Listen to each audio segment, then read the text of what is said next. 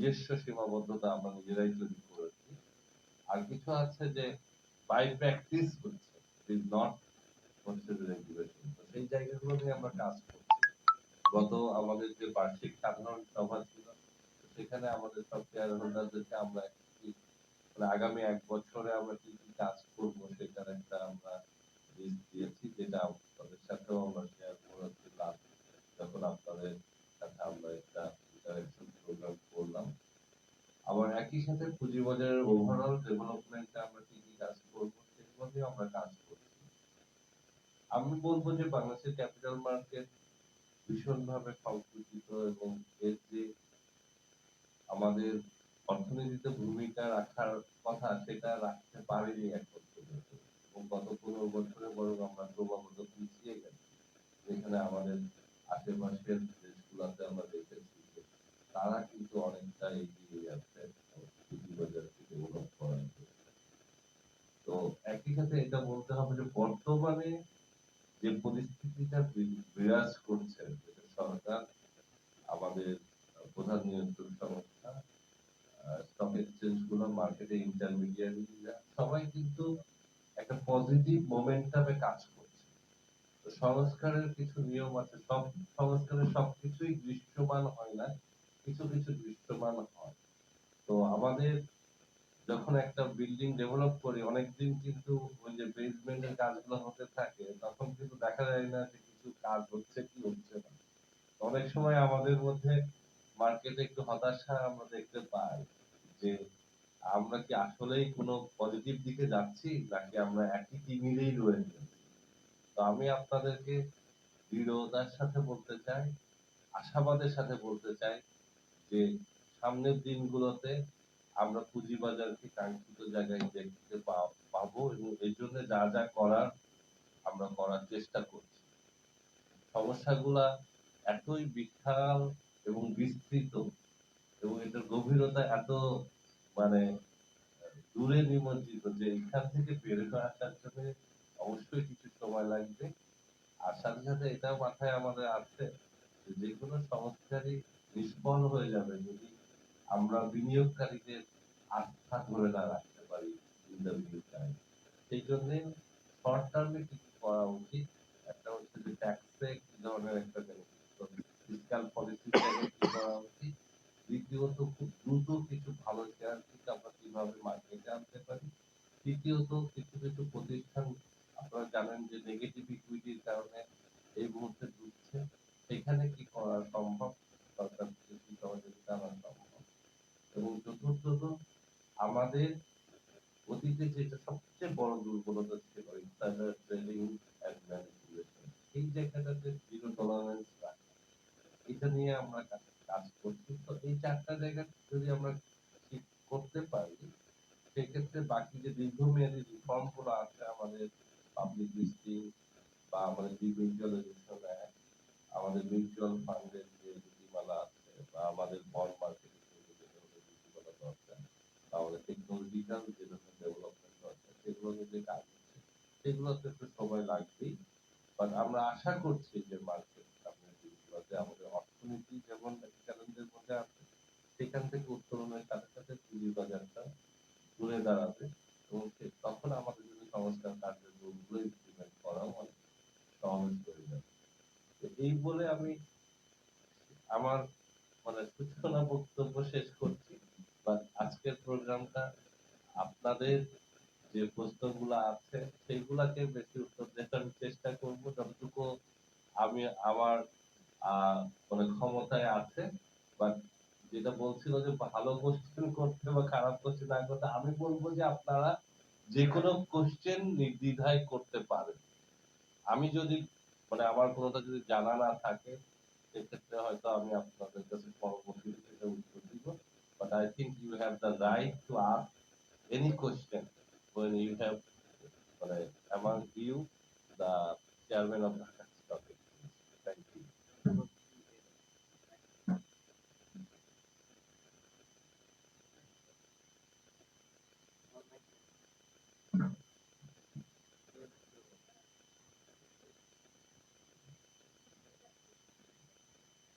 শিপন কবি শিপন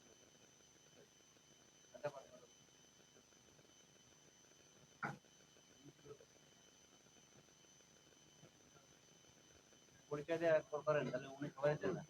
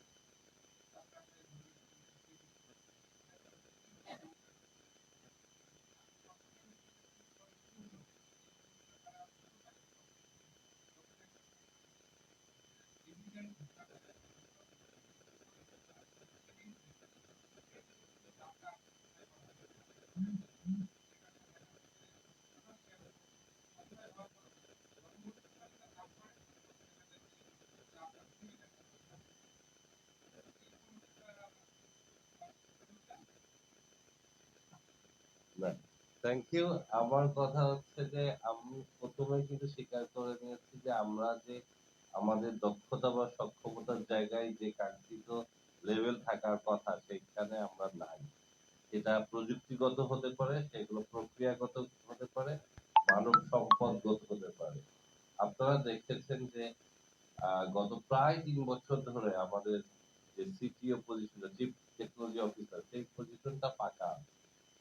এবং একটা প্রতিষ্ঠান, একটা স্টক এক্সচেঞ্জ বর্তমান যুগে কিন্তু মানে প্রধান, যদি আমি বলি এটা মানে সক্ষমতার জায়গা, সেটা হচ্ছে প্রযুক্তিগত সক্ষমতা। কারণ ট্রেড এখন সবই ইলেকট্রনিক মাধ্যমে হচ্ছে, সেটেলমেন্টও ইলেকট্রনিক মাধ্যমে হচ্ছে, ডিপোজিটরিটাও ইলেকট্রনিক মাধ্যমে হচ্ছে। তো সেক্ষেত্রে এই আমরা যে টেকনোলজি প্ল্যাটফর্ম গুলো ইউজ করছি সেটা আমরা দেখছি এই মুহূর্তে মানে আন্তর্জাতিক মানের প্ল্যাটফর্মই ইউজ করছি। তারপরেও ছোট ছোট ত্রুটি বিচ্যুতি যেগুলো হচ্ছে সেখানে আমি বলবো যে আমাদের প্রসেসগত কিছু মানে এখনো পর্যন্ত সীমাবদ্ধতা আছে। যে স্ট্যান্ডার্ড অপারেটিং প্রসেস, যে একটা আমরা যখন বলি যে কোনো ঘটনা ঘটার সম্ভাবনা কখন সবচেয়ে বেশি থাকে সেই সময়টা নির্ধারণ করে সেই সময় একটা এনহ্যান্সড ডিউ ডিলিজেন্স, তো প্রসেসের কিছু সায়েন্টিফিক মেথোডোলজি আছে সেই জায়গাতে আমরা এখনো পর্যন্ত আমি দেখেছি যে ওই জায়গাটাতে আমরা যাই না। যেমন আমাদের লাস্ট যে ঘটনাটা আপনি বললেন যে আমাদের মানে ইয়ের সাইডেই, টেকনোলজি প্রোভাইডার সাইডে ওরা একটা লাইসেন্সের ভ্যালিডিটি ডেটটা ৩ মাসের জন্য ইয়ে করে, সেট করে। তো বছরের প্রথমে যখন ওরা ফার্স্ট উইকেন্ড পেয়েছে তখন যখন সেট করেছে, তো যে ডেটটা দেওয়ার কথা যে আমাদের মার্চ ২০২৫ পর্যন্ত, মার্চ ২০২৪ দিয়ে ফেলেছে। That is a human error. But আমাদের যেটা হয় যে যখন আমরা কোনো প্রসেস ডিজাইন করি তখন আমাদের থাকে যে কোন কোন সময় আমার সিস্টেম প্যারামিটারে চেঞ্জ আসতে পারে, তখন আমি ওটা আবার একটা রিচেক করে দেই। তো এই বিষয়গুলো আসলে আমাদের আরেকটু মানে এটা কালচারাল কিছু ব্যাপার, কিছু হচ্ছে যে প্রসেসগত বিষয়গুলো।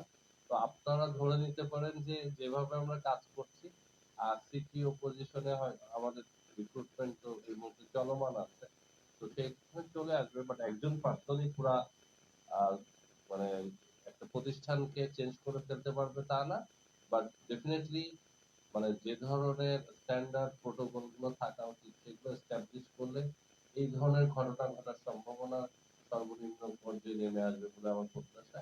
প্লাস ডাউন টাইমের যে মানে ক্যালকুলেশন এবং সেটাকে সবসময় মানে তাদের কেপিআই হিসেবে নিয়ে আসা, যে আমার যারা প্রযুক্তি টিমে আছে সেই জায়গাটাতেও আমাদের এই মুহূর্তে সীমাবদ্ধতা আছে যে আমরা আসলে ওই কেপিআই গুলো সেট করতে পারি না। ঢাকা স্টক এক্সচেঞ্জ যে একটি মানে ব্যবসায়ী প্রতিষ্ঠান, সেটার জন্য আর্থিক আবার এটা আবার মার্কেটের কিছু মানে ফিডুশিয়ারি রেসপন্সিবিলিটি আছে। সেই ক্ষেত্রে সার্ভাইলেন্স, ট্রেড সক্ষমতা, যে ট্রেড প্ল্যাটফর্ম দেওয়ার সক্ষমতা, এই জিনিসগুলো আমরা নির্ধারণ করছি। আপনারা যদি দেখে থাকেন যে আমাদের ঢাকা স্টক এক্সচেঞ্জে যে আমরা নিজস্ব যে আমাদের কার্যক্রমের যে প্রায়োরিটি লিস্ট সেট করেছি সেখানেও এই বিষয়গুলো আমরা রেখেছি। তো আমরা দুঃখিত যে গত মাসে হয়তো ২টা ঘটনা ঘটেছে বা এই মাসে ঘটেছে। তো আমরা ভবিষ্যতে যদি এই ধরনের ঘটনা না ঘটে সেজন্য সর্বোচ্চ লেভেলে চেষ্টা আমাদের করা।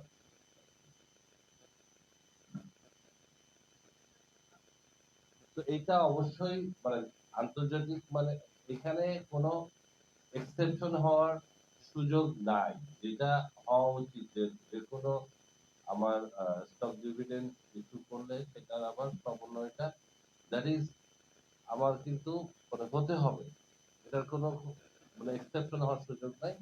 এটা আমরা দেখবো দ্রুত সম্ভব, যদি কোনো ডিলে থাকে এটাকে সমন্বয় করা will make sure that is done.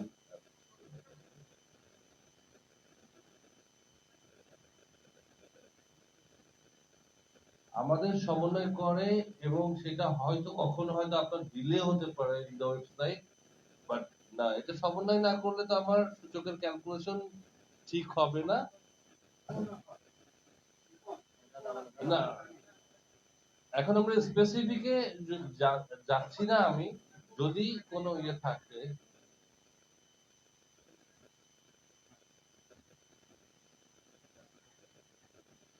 Record ডেটে যে এটা সমন্বয় করার কথা, সো রেকর্ড ডেটে হচ্ছে কিনা, যদি না হয়ে থাকে will definitely look into it and will fix that.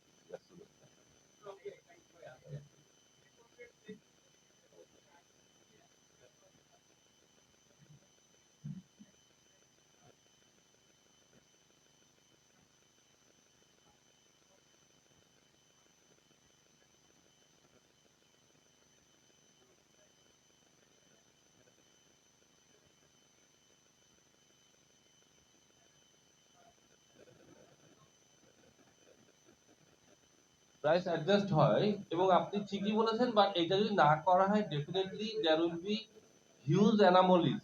এটা না হওয়ার কোনো কারণ নাই। এটাও হতে পারে যে কিছু সময় যখন ফ্লোর প্রাইস দেয়া ছিল তখন ক্যালকুলেশন ওয়াজ ভেরি ডিফিকাল্ট, অনেকগুলা মানে এটা হয় না হঠাৎ করে আপনি যদি একটা বাদ দিয়ে দেন, নদী যেমন ধারাবাহিক মানে প্রবাহ বিঘ্ন হয়, ওই সময় আমাদের অনেকগুলা মানে ফিল্ডে দেখা গেছে যে কিছু ডিলিং হয়ে গেছে, ওই একটা আর্টিফিশিয়াল একটা নতুন রুলস ভিতরে ইনকর্পোরেট করার জন্য। তাছাড়া আমার যতটুকু আমি নিজে যতটুকু দেখেছি, যে আমি যখন দেখি মানে এটা যদি সমন্বয় না হয় তাহলে কিন্তু মানে হঠাৎ করে যে 20% ইয়ে দিয়েছে, স্টক ডিভিডেন্ড দিয়েছে, কোনো প্রাইস মুভমেন্ট না হলেও 20% ইয়ে দেখাবে যে ওই দিন প্রাইস মানে ইয়ে হয়েছে, যে ইনক্রিজ হয়েছে।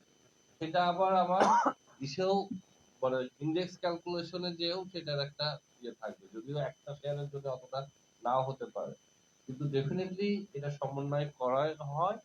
হয়তো ওয়েবসাইটে এটার আপডেট হইতে সময় অনেক সময় রাইট টাইমে না হতে পারে, সেটা আমার মনে হয় কনসার্ন। আমরা দেখবো যদি সেখানে কোনো ধরনের ঘাটতি থেকে থাকে উইল ফিক্স বাবুল দা সামনে চলে আসে।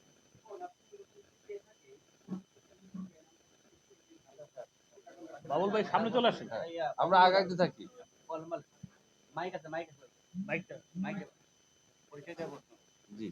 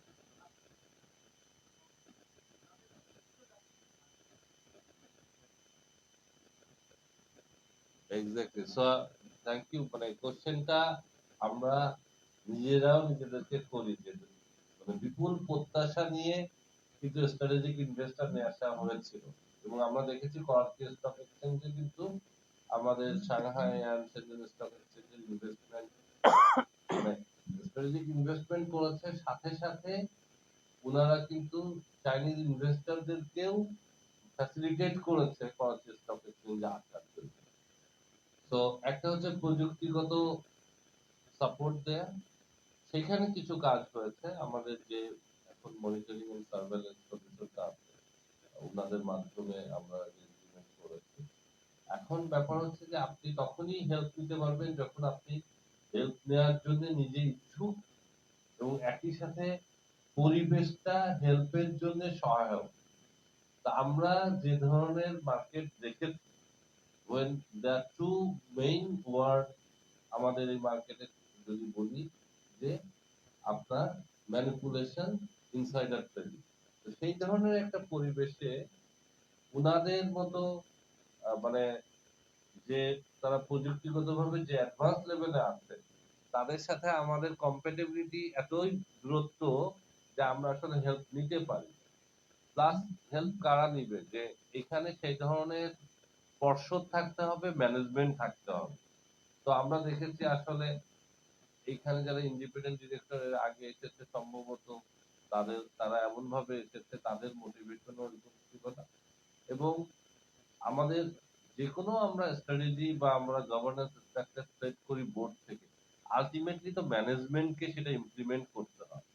তো আপনার যখন এই মুহূর্তে আপনি দেখেন যে আমরা সিটিও, সিডাবলও এবং ম্যানেজিং ডিরেক্টর পজিশন ফাঁকা, এবং এটা গত 15 বছর ধরে আমরা দেখেছি যে মানে একটা না একটা পজিশন এরকম ফাঁকাই।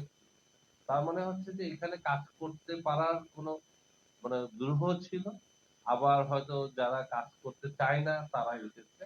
তো সেই ক্ষেত্রে আমরা এটা আমাদের প্রায়োরিটি লিস্টে আছে। আমাদের যিনি মনোনীত ডিরেক্টর আছে তার সাথে কথা বলা হয়েছে। গত সপ্তাহে টেনসেন্ট এসেছিল, ওরাও হচ্ছে যে প্রযুক্তি পার্টনার আপনার সেনজেন স্টক এক্সচেঞ্জ। তো কিভাবে আমরা একসাথে একটা স্ট্র্যাটেজিক প্ল্যান তৈরি করতে পারি ফার্স্টে। ন্যাসডাকও এসেছিল, ন্যাসডাকের সাথেও আমার একটা মিটিং আছে।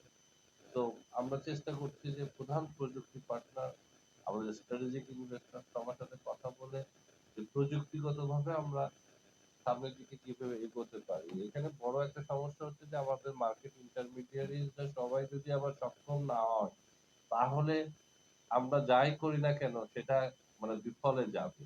তো গত 2-3 বছরে ওনাদের আর্থিক অবস্থা এমন একটা জায়গায় চলে গেছে, UPI floor price, transaction volume এত কম ছিল যে তাদেরকে এখন যদি কোনো রিফর্মের বিষয় আমরা নিতে চাই, তাদের সক্ষমতাটাকে একটু মাথায় রেখেই করতে হবে।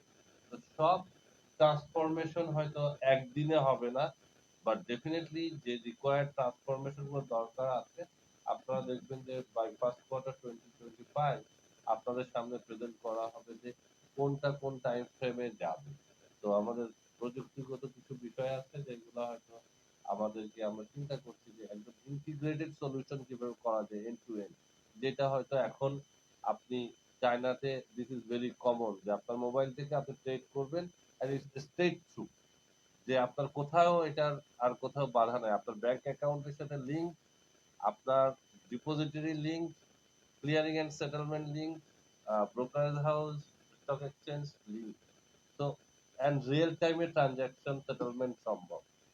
বাট ডেফিনেটলি আমাদের মার্কেটের সবাই এক লেভেলে এই মুহূর্তে নাই। সেই ক্ষেত্রে আমাদেরকে বুঝতে হবে মার্কেট রেডিনেসটা অ্যাসেস করে দেন আমরা কিভাবে পালাক্রমে এই ইমপ্লিমেন্টেশনে যাব। সেখানে আমাদের strategic investor will be a critical factor to build that kind of capacity for Dhaka stock exchange.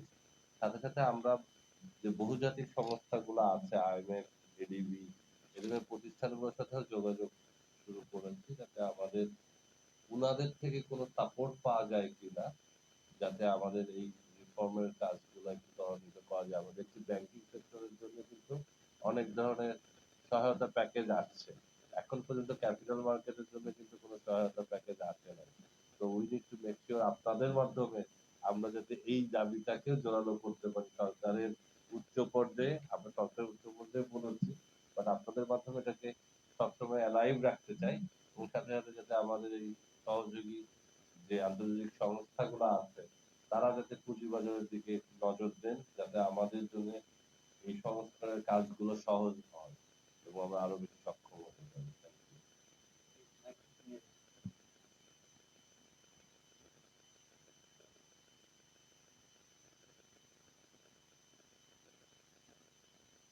Hello, আমি নিয়াজ স্টেশন করেসপন্ডেন্ট বাংলাদেশ থেকে বলছি। আমার প্রথমে জানার বিষয় হচ্ছে যে 2013 সালে আমাদের স্টুডেন্ট নিউজিল্যান্ড হয়। তো আমাদের প্রায় 100 বছর এই ফেসবুকে গত 3 মাস আগে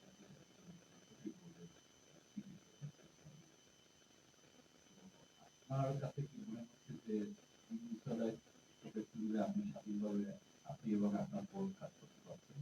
বিগত সময় আমরা দেখেছি যে পলিটিক্যাল এবং বিভিন্ন রেগুলেটর বিশেষ করে আমি যদি প্রেসারে চেয়ারম্যান রুলস রেগুলেশন বা সবকিছু থাকা সত্ত্বেও অনেক কিছু কাজ করতে পারে।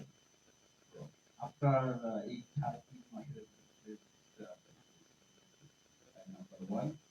নাম্বার টু হচ্ছে আমরা দেখতে পাচ্ছি যে আসলে মার্কেটের ভিতরে জাং কোম্পানির যে কারসাজি এটা কিন্তু এখনো চলছে। আপনি যদি মার্কেট সার্ভেলেন্স দেখেন বা আপনার সেখান থেকে যদি দেখতে পাবেন যে অনেক কোম্পানি সরাসরি কারসাজি। তো সেই জায়গায় আপনার বোর্ড কতটুকু স্ট্রং? আর লাস্ট পয়েন্ট হচ্ছে যে আপনার বোর্ড আগামী দিনে আপনার এক্সের মতো ঘটনা ঘটবে না। অলরেডি আপনাদের ইন্টারনাল ইনভেস্টিগেশন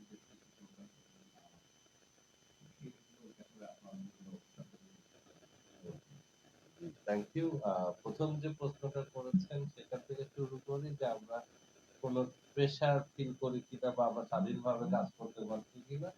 তো ওদিকে তো অনেক কিছু হয়েছে, বাট এটুকু আমি দৃঢ়তার সাথে বলতে পারি যে আমরা যে 3 মাসের একটু বেশি সময়, প্রায় 4 মাসের কাছাকাছি হয়ে যাচ্ছে এখন। তো এই সময়টাতে আমরা কোন ধরনের মানে চাপ বা কোনো নির্দেশনা যেটা অনাকাঙ্ক্ষিত সেই ধরনের কোনো ঘটনা ঘটেনি। আমাদের যেমন ধারণা ছিল যে স্টক এক্সচেঞ্জের চেয়ারম্যান কে হবে সেটাও আগে থেকে ইন্ডিকেশন সরকার বা সিকিউরিটিজ এন্ড এক্সচেঞ্জ কমিশন থেকে দিয়ে দেওয়া হয়। তো আমি লাস্ট বলছিলাম যে এইবার কিন্তু ওই ধরনের কোনো ঘটনা ঘটেনি। এবং আমরা যে 7 জন যাওয়ার পরে আহ আমাদের ওইখানে ডিসকাস হয়েছে যে চেয়ারম্যান কে হবে, এবং আমরা এক বাক্যে সবাই বলেছি যে এটা একদম ডেমোক্রেটিক ওয়েতে যেভাবে হওয়ার কথা সেভাবেই হওয়া উচিত। তখন হচ্ছে কে কে আগ্রহী, এবং আমরা দুজন আগ্রহী ছিলাম। আমাদের মধ্যে সবচেয়ে বয়োজ্যেষ্ঠ যিনি উনি, এবং আমি ছিলাম কনিষ্ঠ বয়সে। তো বোর্ডের সবাই ভোটে আমাকে দিয়েছে, কারণ এই সময় যে ধরনের দৌড়াদৌড়ি করতে হবে যে thought যে একটা ইয়াং টু লেগস থাকলে বেটার, যে সবখানে দৌড়াদৌড়ি করতে পারবে। তো maybe that is the reason, but there are more qualified and experienced people than me, but probably the main criteria the other members of the board thought যে আমি হয়তো একটু বেশি দৌড়াদৌড়ি করতে পারি। সেকেন্ড যে বিষয়টা বললেন যে আমাদের এখনো অনেক ধরনের হচ্ছে কিনা, আপনাদের কাছে যদি কোনোটা হয় আমাদেরকে সাথে সাথে জানাবেন। এবং আমরা যেটা বলছিলাম যে জিরো টলারেন্স বা পদ্ধতিগত কিছু সীমাবদ্ধতা আমরা দেখেছি যে আমাদের যে রেগুলেটরি অ্যাফেয়ার্স ডিভিশনটা আছে, আবার বিসেকেরও আমাদের কিছু সার্ভেইলেন্স এন্ড মনিটরিং অ্যাক্টিভিটিস আমরা দেখি রিয়েল টাইম। অনেক সময় দেখা যায় যে দুই পক্ষের কে কোনটা করবে সেখানে একটা বড় ধরনের একটা স্পষ্টতা দরকার। আর একটা হচ্ছে যে আমাদের রেগুলেটরি অ্যাফেয়ার্স ডিপার্টমেন্ট ঠিকভাবে কাজ করলো কিনা তার ফার্স্ট যে ইয়েটা থাকা উচিত, যে সার্ভেইলেন্সটা থাকা উচিত, ওদের সার্ভেইলেন্স, সেটা হচ্ছে আমাদের ইন্টারনাল অডিট ডিপার্টমেন্ট। তারপরে আমাদের বোর্ড, তারপরে যদি আমরা ফেল করি দিছে। তো এখন দেখা গেছে যে এইখানে আমাদের মানে ইন্টারনাল অডিট ইজ কমপ্লিটলি হচ্ছে যে ইনএফেক্টিভ, কারণ এখন পর্যন্ত ধরে দেওয়া হতো internal audit will not go into regulatory affairs department, but আমরা রেগুলেশন দেখলাম এখানে কোনো বিধিনিষেধ নাই যে রেগুলেটরি অ্যাফেয়ার্স ডিপার্টমেন্টের কার্যক্রমকে কেউ মানে প্রশ্নবিদ্ধ করতে পারবে না, এরকম কোনো বিধিনিষেধ নাই।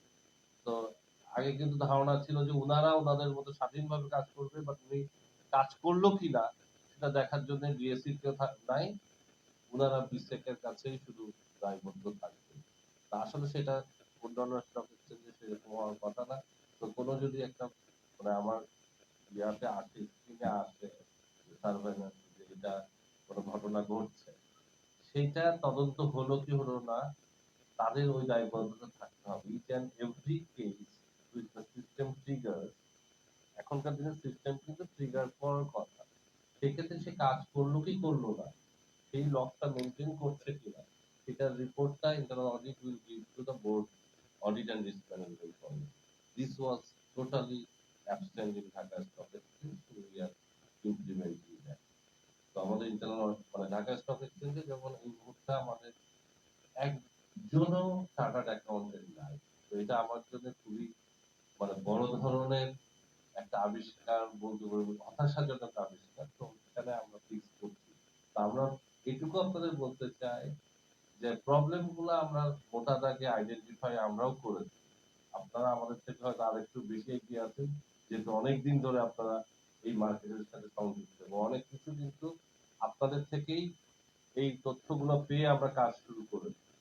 তো এইটুকু আস্থা রাখতে পারেন যে এই বিষয়গুলোতে সর্বোচ্চ মানে আমরা অবজেক্টিভ ওয়েতে যেটা বলছি যে আমাদের বোর্ডের দিক থেকে এই কাজগুলা নির্দেশনা দেওয়া শুরু হয়েছে, বাট বোর্ড কি করতে পারে, বোর্ডের কিন্তু কার্যক্রমের একটা পরিসর আছে, তার বাইরে আমাদের যাওয়ার কোনো সুযোগ নাই।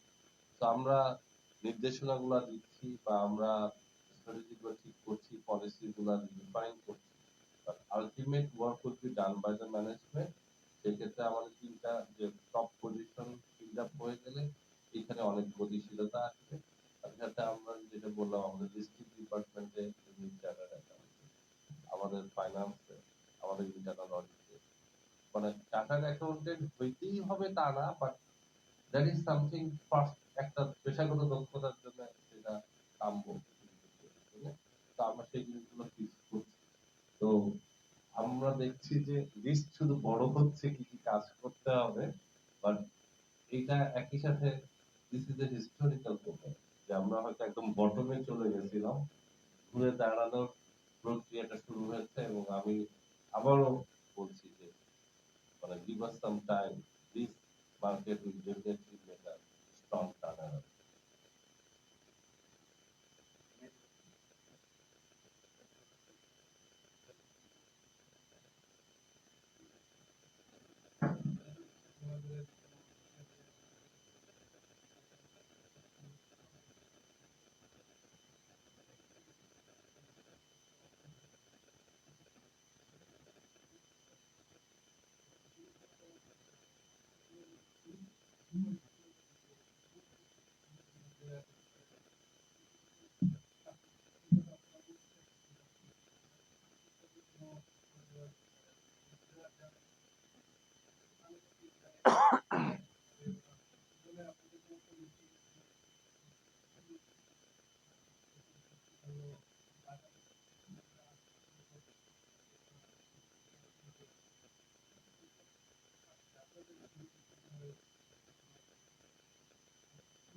Thank you. সো প্রথমে পুনর্গণনার বিষয়টা, তো আমাদের দেশে যে জিনিসটা দাঁড়াচ্ছে এই মুহূর্তে, যে অতীতে অনেকগুলো ঘটনার জন্য বিনিয়োগকারীরা হয়তো ক্ষতিগ্রস্ত হয়েছে, বাট একই সাথে আমাদের এটাও মাথায় রাখতে হবে যে পুঁজিবাজারে বিনিয়োগ করলে সেখানে রিস্ক আছে, ঝুঁকি আছে, কেউ হয়তো লাভবান হয়, কেউ হয়তো ক্ষতিগ্রস্ত হয়।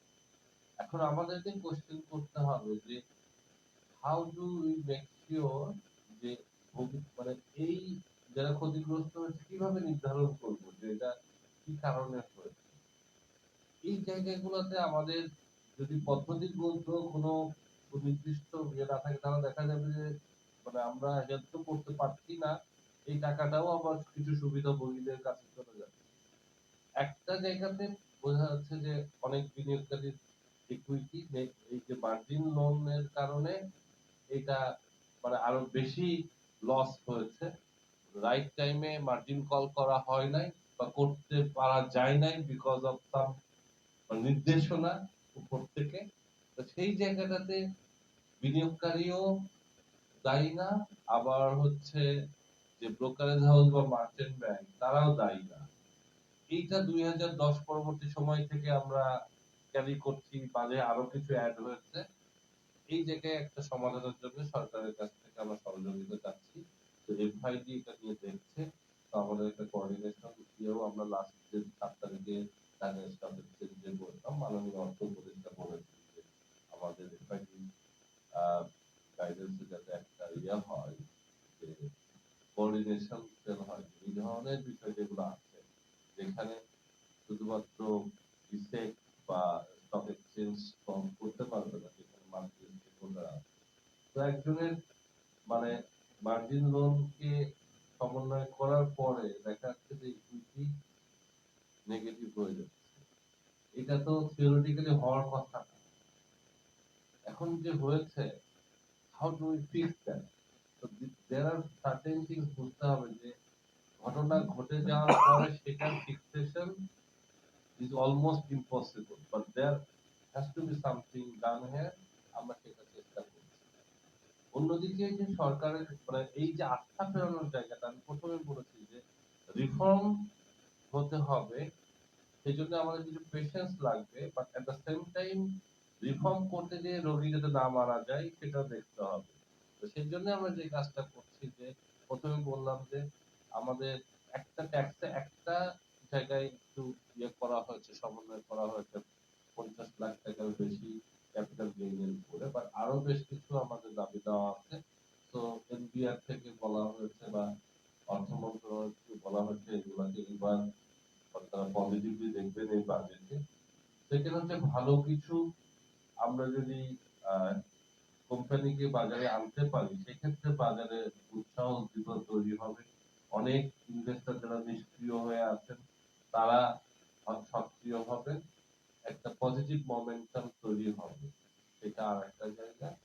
তো আর নেগেটিভ ইকুইটি তিনটা যদি আমরা কাজ করতে পারি, আর সাথে কিছু মার্কেটের সংযোগ দরকার হবে। তো এখন আমরা যদি মার্কেটে গ্রাউন্ডটা তৈরি না করে যদি অনেক বেশি এখন গ্রাম পেটানো শুরু করি এবং মার্কেট যদি আর্টিফিশিয়াল ইন্ডেক্স বাড়তে থাকে, তাহলে অতীতের মতোই আমরা দেখবো যে আবার ক্ষুদ্র বিনিয়োগকারীরা ক্ষতিগ্রস্ত হচ্ছে, কারণ মার্কেটে মৌলিক চেঞ্জ আসে নাই।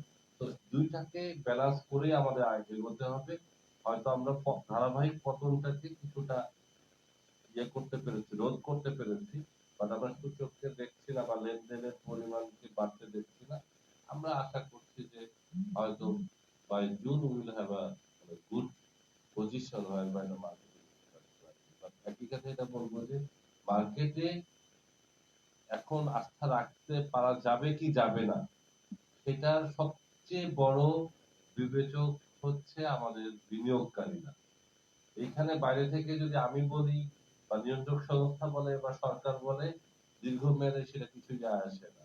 আমাদের বর্তমান macro economic situation, political situation সবকিছু মিলিয়ে আমরা ইন্টারেস্ট রেটের বিষয়টা যদি দেখি মানি মার্কেটে, আমাদেরকে এটাও বুঝতে হবে যে এই মুহূর্তে ক্যাপিটাল মার্কেটে বিনিয়োগটা খুব বেশি আসার সম্ভাবনা কম। কারণ হচ্ছে যে আমি যখন 12% এক বছরের ট্রেজারি বিলে পাচ্ছি, অনেক বিনিয়োগকারী মনে করবে যে কেন আমি শুধু শুধু এই মুহূর্তে ক্যাপিটাল মার্কেটে আসবো। বাট আবার একই কথার সাথে এটা সত্যি যে মার্কেট একটা মোমেন্টাম শুরু হলে অনেকেই মার্কেটের দিকে চলে আসবে। তো উই শুড মেক শিওর বিনিয়োগকারীরাই নির্ধারণ করে কোনটা উপযুক্ত সময় মার্কেটে এন্ট্রি করা। আমাদের কাজ হচ্ছে সহায়ক পরিবেশটা সৃষ্টি করা। আমি আপনাদের করছি আমার একটা জানার ছিল, সেটা হচ্ছে যখনই কোনো দায়িত্বে কেউ আসে তার যে স্বপ্ন সেটা আমরা সবসময় শুনে আসছি। আগে যে চেয়ারম্যান ছিল তিনি অনেক স্বপ্ন দেখেছেন এবং অনেক কিন্তু আমাদের কাছে বসেছেন, অনেক ফাইন্ড আউট করছেন, কিন্তু আশানুরূপ কোনো সফলতা আমরা দেখিনি। এই বিষয়ে পথ পরিবর্তন হয়েছে। এখন আপনার কথা ধারাবাহিকতা এই মুহূর্তে আমার মনে হয়েছে যে আপনি একটু আগে বলেছিলেন যে আহ, আপনার সমস্যাগুলো যেগুলো বের করতেছেন আপনারা সেগুলো লিস্ট অনেক লম্বা হয়ে গেছে। আমার জানার ইচ্ছা আসলে যে সমস্যা বের করতে করতে কি আমরা সমস্যার সমাধান করবো নাকি এটা বাস্তব কোনো রূপে দেখতে পাবো? না, আমরা বাস্তবায়ন তো কিন্তু শুরু হয়েছে। আমরা বসে নেই, আমরা অনেকগুলা কাজ এগোচ্ছি এবং আপনি দেখবেন যে টাস্ক ফোর্স হয়তো এই মাসের মধ্যে মিউচুয়াল ফান্ডের রেগুলেটরি রিফর্মের জায়গাটা নিয়ে আসবে, যে কি কি রিফর্ম করতে হবে রেগুলেশনে। পরের মাসে হয়তো আইপিওটা নিয়ে আসবে। তো এইভাবে মানে রেগুলেশনের সাইডে কাজ করা হচ্ছে। আপনার যেখানে ধরেন যে কিছু কিছু বিষয় আমি বলছিলাম যে মেইন যে প্রবলেমটা আমরা সবাই জানি যে ম্যানিপুলেশন ইনসাইডার ট্রেডিং, সেইখানে কিভাবে কাজ করা যায়। মেইন আরেকটা সমস্যা হচ্ছে যে দীর্ঘমেয়াদী লোন ব্যাংক থেকে নেয়া, ক্যাপিটাল মার্কেটে না আসা, সেখানে কিভাবে কাজ করা যায়। মেইন আরেকটা সমস্যা বাংলাদেশের বন্ড মার্কেটটা ডেভেলপ না হওয়া, সেটাকে কিভাবে কাজ করা যায়। এগুলো কিন্তু কাজ শুরু হয়েছে এবং এই কাজগুলা আপনারা হয়তো মানে আগামী 3 মাসের মধ্যে দেখবেন যে এগুলোর ফলাফলও পাওয়া যাচ্ছে। আমরা মাল্টিন্যাশনালগুলোর সাথে কথা বলছি, রেগুলেটরের পক্ষ থেকে, স্টক এক্সচেঞ্জের পক্ষ থেকে, যে how can we bring you to the market. জোর করে আনলে সেটার আবার অনেক বিরূপ প্রতিক্রিয়া তৈরি হয়। সেক্ষেত্রে ওনাদেরকে আগ্রহী করার জন্য ওনাদের বাধাগুলো কি কি আছে। বিএপিএলসির সাথে আমরা কথা বলছি। আপনারা জানেন যে আমি একসময় বিএপিএলসি দীর্ঘদিন ছিলাম, তো পেইন গুলো আমার অনেক জানা আছে। বাট তাদের প্রেসিডেন্টের সাথে আমার কথা বলে যে আমরা কিভাবে একসাথে কাজ করতে পারি যাতে ওনারা অন্য যারা এখনো মার্কেটে লিস্টেড নাই তাদেরকে অনুপ্রাণিত করতে পারেন, উৎসাহিত করতে পারেন। তো এই যে লিস্ট হওয়া, আবার প্রায়োরিটি নির্ধারণ করে যাওয়া, সব রিফর্ম একসাথে হবে না। প্রায়োরিটি নিয়ে করতে হবে। সহজ কাজগুলো প্রথম ধাপে যাবে, যেখানে পেইনটা কম, তারপরেরটা হয়তো আরেকটু কঠিন জায়গায় যেতে হবে। কারণ সবকিছুরই মূল্য আছে, রিফর্মেরও মূল্য আছে। সেই মূল্য আমরা কতটুকু দিতে প্রস্তুত সেটাও আমাদের বুঝতে হবে। আসসালামু আলাইকুম। আমি ওই যে আপনার ব্যাপারে একটা কথা বলছিলাম,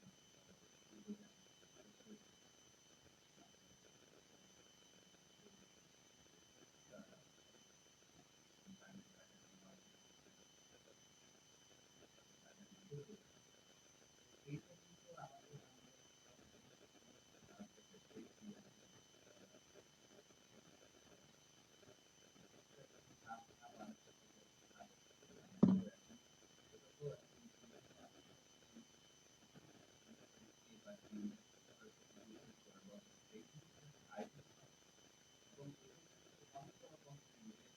আমি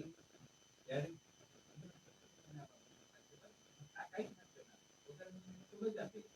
এই তো এত বড় কথা, এটা যদি আমাদের থাকে তাহলে কিন্তু আমরা এইটা কিছু বাজারে জায়গা, এই জায়গাটা জায়গা মানে কোন দিনে চলে আসবে।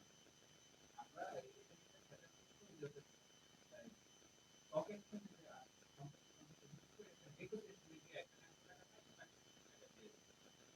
এটা তো হতে পারে না। এটা এটা বিভিন্ন যায়। তো থ্যাংক ইউ। মানে এইখানে আপনার যেটা হয় যে প্রত্যেক বাজারেই কিছুটা মানে অনিয়ম হতে পারে, অনাকাঙ্ক্ষিত হলেও, অপ্রত্যাশিত হলেও। বাট আমাদের দেশে যেগুলো হয়েছে বলা যায় যে আমাদের চোখের সামনে দিয়ে ঘটেছে। বাট মানে যে হস্তক্ষেপ গুলো করার কথা ছিল stock exchange এর, তারা করেনি বা করতে পারেনি বিভিন্ন কারণে। এখন এই মুহূর্তে প্রশ্ন হচ্ছে যে ভবিষ্যতে যাতে এটা না হয় সেটা আমরা কিভাবে ঠিক করব। আর এটার কারণে যারা ক্ষতিগ্রস্ত হয়েছে আমাদের বিনিয়োগকারীরা, তাদেরকে কিভাবে আমরা র্যামিফাই করব। তো আমি যদি সেকেন্ডটাতে প্রথমে আসি, তাহলে যেটা হচ্ছে যে একটা বড় জায়গা থাকে যে ইনভেস্টর প্রোটেকশন ফান্ড, সেইটা থেকে কিছু টাকা দেওয়া হয়েছে। সেকেন্ড হচ্ছে যে ইনভেস্টর প্রোটেকশন ফান্ডটাকে আমরা কিভাবে আরো মানে বড় করতে পারি। এটা কিছু বিষয় আছে যেটা আমরা বিশ্লেষকের সাথে কথা বলেছি, ওনারাও চিন্তা করছে। যেমন যে ইরেগুলারিটির জন্য পেনাল্টি করা হচ্ছে, সেই পেনাল্টির একটা অংশ এখানে আসতে পারে। আমরা দেখেছি যে আহ, যখন সিসিপি হবে, মানে আমাদের সিসিবিএল টা যেটা কারণে করা হচ্ছে, সেন্ট্রাল সেন্ট্রাল কাউন্টার পার্টি ইয়েটা যখন আমরা করবো, তখন রিস্ক ফান্ড একটা করা হয়, একটা অংশ সেখানে সেটেলমেন্ট রিস্কটা যদি কোনো কারণে আপনার ডিফল্টেড হয়, সেক্ষেত্রে ওইখান থেকে টাকাটা কভার করা হয়। সেক্ষেত্রে এই ধরনের ঘটনা কমে আসবে। অন্যদিকে আপনি দেখবেন যে আনএডিটেবল ব্যাক অফিস সফটওয়্যার ইমপ্লিমেন্টেশনের উদ্যোগ নেওয়া হয়েছে। একই সাথে বলা হচ্ছে যে আমরা কি একটা ক্লাউড বেসড সলিউশন দিতে পারি যাতে সব ব্রোকারেজ হাউস ওই ব্যাক অফিস সলিউশনটা ইউজ করে। অর্ডার ম্যানেজমেন্টেও আমরা কি ক্লাউড বেসড সলিউশন সমাজে দিতে পারি কিনা, এবং এইগুলোকে কিভাবে আমরা ইন্টিগ্রেটেড করব। কারণ আপনার যতগুলো স্টেক হোল্ডার আছে এই মুহূর্তে, ম্যানুয়াল এনভায়রনমেন্টে যদি ফিজিক্যালি আমরা ভেরিফাই করতে চাই কোনো স্টক এক্সচেঞ্জই এটা 1 বছরের আগে বা দ্বিতীয়টাতে যেতে পারবে না। তো সেই ক্ষেত্রে আমরা জিনিসটাকে যদি সহজ করতে হয় বা ইফেক্টিভ করতে হয়, টেকনোলজিক্যাল সলিউশন ছাড়া সম্ভব না। বা টেকনোলজি সলিউশন যতদিন আসছে না ততদিন আমরা কি করব, সেই ক্ষেত্রে আমরা মনে হচ্ছে যে একটা রিস্ক বেসড অ্যাপ্রোচ আছে। কারা ফ্রিকোয়েন্টলি ডিফল্ট করছে, যেমন চেক কাদের বাউন্স হচ্ছে বেশি, সেটা একটা ইন্ডিকেটর। সেই জন্য আমরা বলেছি কি কি ইন্ডিকেটরকে আমরা ইউজ করতে পারি to identify more prone two default going forward. আপনারা যদি খুশি হবেন যে এই যে নেগেটিভ ব্যালেন্স ছিল কাস্টমার অ্যাকাউন্টে, এরকম সংখ্যা অনেক কমে এসেছে, পরিমাণ অনেক কমে এসেছে। বা যে 4টা সিকিউরিটি হাউসে মানে দুর্ঘটনাগুলো ঘটেছে, সেখানে ওদের সাথে বসে কিভাবে এই জিনিসগুলা করা যায়, সলভ করা যায়, আহ, মানে বাস্তবতার নিরিখে। যেমন আমরা ব্যাংকে বা ফাইন্যান্সিয়াল ইনস্টিটিউশন দেখেছি যে একটা বিজনেস ফেল করেছে, বাট ডিফল্টারের সাথে মানে কাস্টমারের সাথে বসে আলাপ আলোচনার মাধ্যমে অনেক সময় তার ব্যক্তিগত সম্পদ কিছু বিক্রি করেও লোনের একটা বড় অংশ ফেরত নিয়ে আসা সম্ভব হয়। তো সেই ক্ষেত্রে আমাদের এই পদ্ধতিতে যেতে হবে, না হলে আমরা লিগাল রিকোর্সে যাব। সেক্ষেত্রে আমরা তার অ্যাসেট সেলের তার লাইসেন্সটা তো একটা অংশ, বাট বেশি সব ক্ষেত্রেই আমাদের লাইসেন্স থেকে যে টাকা আসবে আর যে তার দেনা আছে, ডিফারেন্স ইজ ভেরি হাই। তো আমরা কিছু জানি যে ওনারা নিজেরাও মানে করেছেন যে আমরা এই সম্পর্কে কি করে তাদের মানে অ্যাভয়েড লিগাল প্রসিডিংস। তো আমরা ওগুলো কাজ করছি।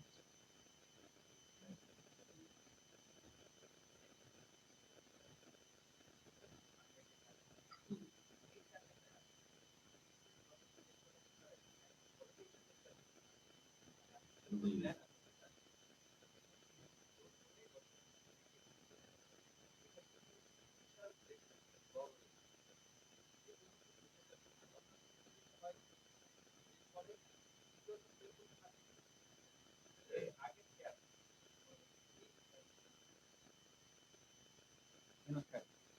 বুঝেছেন?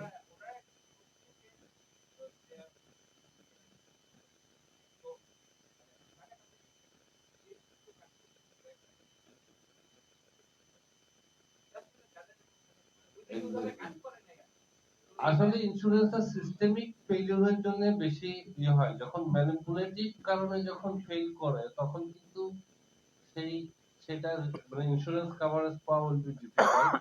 কারণ আপনি দেখছেন যে একটা প্রতিষ্ঠানে নেগেটিভ অবস্থায় আছে ব্যালেন্স, আপনি কিছু করছেন না। আপনি বছর 2 বছর যাওয়ার পরে ওর যখন 10 কোটি টাকা নেগেটিভ ছিল কিছু করেন না, যখন 150 কোটি টাকা হয়ে গেছে তখন আপনি ওর ট্রানজাকশন বন্ধ করেছেন। তখন কোন ইন্স্যুরেন্স কোম্পানি কভারেজ দিবে? আরেকটা বিষয় আপনি দেখেন যে আমরা জানি যে এখন ব্যাংকিং সেক্টরে বেশ কিছু ব্যাংক মানে আমাদের টোটাল এই ব্রোকারেজ হাউসগুলো থেকে মানে মোটা দাগে 300 সাড়ে 300 কোটি টাকা হয়েছে। এর মধ্যে হয়তো 200 কোটি টাকার মতো আনসেটেলড আছে, আর কয়েক লক্ষ কোটি টাকা হয়তো ব্যাংক গুলা থেকে নিয়ে নেওয়া হয়েছে। তো সেই ক্ষেত্রে আমরা বলবো যে এই ক্ষেত্রে এই যে ব্রোকারেজ হাউস পেইলের একটাও করাটাও হচ্ছে অনাকাঙ্ক্ষিত, বা টোটাল ইম্প্যাক্ট বা প্রবলেমের যে সলভ করার যে দুর্বলতা এটা অনেক কম। It can be solve. এমন হতে পারে যে আমরা এই যে ইনভেস্টর প্রোটেকশন ফান্ডের যে আপনি বললেন যে রেগুলেটরি যে ইয়েটা আছে, তো ওটা ঠিক করা। এন্ড আমি যদি বিনিয়োগকারীকে একবারে নাও দিতে পারি, আমরা হয়তো মানে স্টেজ বাই স্টেজ টাকা দিতে থাকবো। কিছু তো অবশ্যই ব্রোকারেজ হাউস থেকে উদ্ধার করা হবে, কিছু আমরা যেটা বললাম যে আইপিএল থেকে।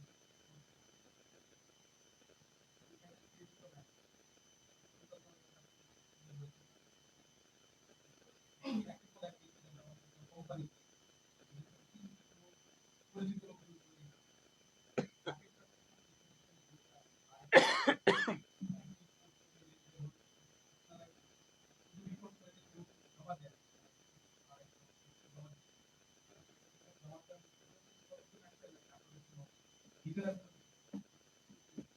তো আপনি মানে একদম ইয়ের জায়গায় হাত দিয়েছেন। একটা হচ্ছে যে আমরা যে ইয়ে করতে পারছি না তা না, যে ডিটেক্ট করতে পারছি না তা না, ডিটেক্ট করা হচ্ছে, বাট সমস্যা হচ্ছে যে এনফোর্সমেন্টটা কিভাবে হবে এটা। তো DSC is not a post box, but কার্যক্ষেত্রে এটা পোস্ট বক্সের মতো কাজ করছে। এইটা এই মুহূর্তে আমি বলতে পারি যে এই মুহূর্তে কারো কোনো অদৃশ্য হাত নাই যে এটা ইয়ে করবে, যে কাউকে বাধা দিচ্ছে। আপনি যদি বলেন যে সরকার থেকে বা নিয়ন্ত্রক সংস্থা থেকে বা ডিএসসির বোর্ড থেকে, এই মুহূর্তে ওই ধরনের বাধা নাই। তো যদি কোনো দেখা যায় যে কোথাও কাজ করতে তারা ব্যর্থ হচ্ছে, সেক্ষেত্রে বলতে হবে যে আমাদের নিজস্ব প্রতিষ্ঠানে আমাদের যে ওই টিমগুলো আছে তাদের ব্যর্থতা। বাট একই সাথে মনে রাখতে হবে যে আপনি দীর্ঘদিন যদি একটা প্রসেস একটা কালচারের সাথে অভিযোজিত হয়ে যান, সেখান থেকে বের হয়ে আসাটাও কিন্তু ডিফিকাল্ট। খাঁচার পাখিকে আপনি ছেড়ে দিলেন, ও যদি অনেকদিন থেকে অভ্যস্ত হয়ে যায়, ও দিনের শেষে আবার খাঁচাতেই ফিরে আসে। This is somewhere we need to fix things. যে আমি তো বলছিলাম যে আমাদের governance, risk management and internal control এর ফ্রেমওয়ার্ক আমরা একটা কাজ হাতে নিয়েছি। যেহেতু আমাদের ভিতরে ওই ধরনের এই মুহূর্তে এক্সপার্ট নাই, so will appoint an external consultant to do that. এটা ধরেন যে অ্যারাউন্ড 3 মান্থস মতো লাগে। এটা হলে আমরা এখানে অনেক provider time we will have also recruitment কি পজিশনস।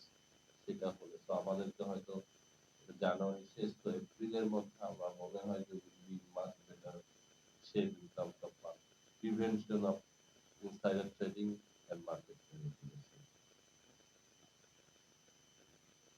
আচ্ছা, ওইটা নিয়ে যেটা হচ্ছে যে আমরা দেখলাম যে আমরা যে এটা তো একটা ব্যবসায়িক প্রতিষ্ঠান, এটা নিয়ে মানে প্রাইমারি রেগুলেটরি একটা মানে অপারেটরের অবশ্যই কাজ, সেটাও কেপিআইটা আছে, থাকতে হবে যে এই কোনো কতগুলো ইনসাইডার ট্রেডিং বা ইয়ের ঘটনা ঘটেছে বা সে কারণে ক্ষতিগ্রস্ত হয়েছে। যেমন ভাই যেটা বলছিলেন যে এই ক্ষতিগ্রস্ত হইলে কি হবে, তার আগে ক্ষতিগ্রস্ত যদি না হয়, আমার যদি কোনো ডিপার্টমেন্টের যদি এটা কেপিআই তে থাকে যে কোনো ইনভেস্টর যদি ব্রোকারেজ হাউস ফেল করার জন্য ক্ষতিগ্রস্ত হয়, তার performance appraisal will be impacted. একই সাথে যে আমার ডিএসসি কত ইনকাম করলো তার জন্য যদি আমার নির্দিষ্ট ব্যক্তি যারা বিজনেসের সাথে জড়িত তারা যদি দায়বদ্ধ না থাকে, তাহলে এই ঘটনা যে আমরা দেখছি সেটাই হবে। মোর লাইক সরকারি প্রতিষ্ঠান বা ব্যুরোক্রেটিক প্রতিষ্ঠান, বাট সেটা তো না। তো আমাদের ওইখানে যে নির্ধারণ করা যে there are few things যেটা আমাদের কন্ট্রোলে, ডিরেক্ট কন্ট্রোল, আর few things হচ্ছে যে শর্ট টার্মে কন্ট্রোলে না বাট লং টার্মে কন্ট্রোলে। তো কেন রেগুলেটর রোড শো করবে? পৃথিবীর কোন দেশে রেগুলেটর রোড শো করে? এটা stock exchange with market intermediaries করে, কারণ এটা আবার ব্যবসা বৃদ্ধি একটা জায়গা। তো ডিএসসি কখনো এখানে কেন ফোরফ্রন্টে আসে নাই, যা সেই কারণে রেগুলেটর আসতে পেরেছে।